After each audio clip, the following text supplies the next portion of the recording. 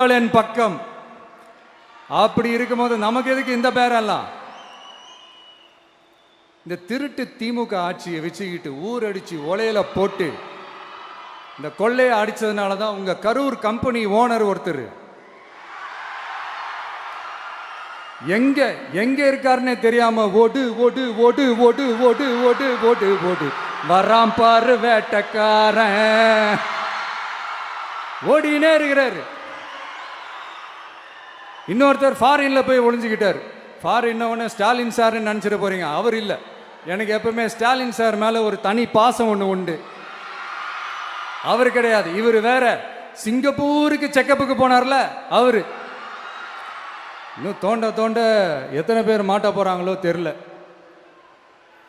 உங்ககிட்ட யாராவது லஞ்சம் ஏதாவது கேட்டாங்கன்னா கொடுக்க முடியாது சொல்லுங்க, நான் இருக்கேன் உங்களோட.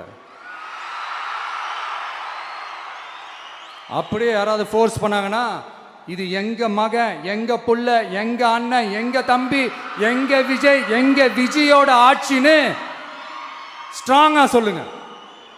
மக்களே, நீங்க கூட இருக்கும் போது லஞ்ச ஊழல் மட்டும் இல்லை, அதிகாரத்தை வச்சு ஆட்டம் போடுற யாரா இருந்தாலும் அடங்கிடுவாங்க. இந்த கடமை கண்ணியம் கட்டுப்பாடுன்ட்டு ஒரு காலத்தில் கொள்கையோடு இருந்த கட்சியெல்லாம் இன்னைக்கு எப்படி இருக்கான்னு உங்களுக்கே தெரியும்.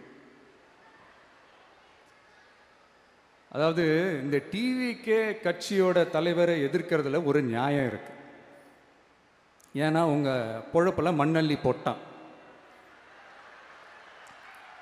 என்ன இந்த ஊழல் லஞ்சம்லாம் பண்ண மாட்டேன்னு சொல்லி உங்க அரசியலையே ஒரு தெருமுனைக்கு கொண்டாந்து விட்டான். மக்கள் வேற அவனை தான் நம்புறாங்க. ஸோ இந்த விஜயை எதிர்க்கிறதுல ஒரு அரசியல் நியாயம் இருக்குது, அதை புரிஞ்சுக்கலாம். ஆனால் இன்னைக்கு இந்த விஜயை மக்கள் ஓட்டு போட்டு ஜெயிக்க வச்சு ஒரு தீர்ப்பை கொடுத்து மக்களுக்காக வேலை செய்யறதுக்காக முதலமைச்சராக உட்கார வச்சிருக்கிறாங்க. என்னமோ இன்னமும் நீங்க தான் ஆட்சியில் இருக்கிற மாதிரி விஜய் கரூருக்கெல்லாம் போகக்கூடாது, விஜய் இங்கே போகக்கூடாது, அது செய்யக்கூடாது, இது செய்யக்கூடாதுன்னு எனக்கு புரியலையே.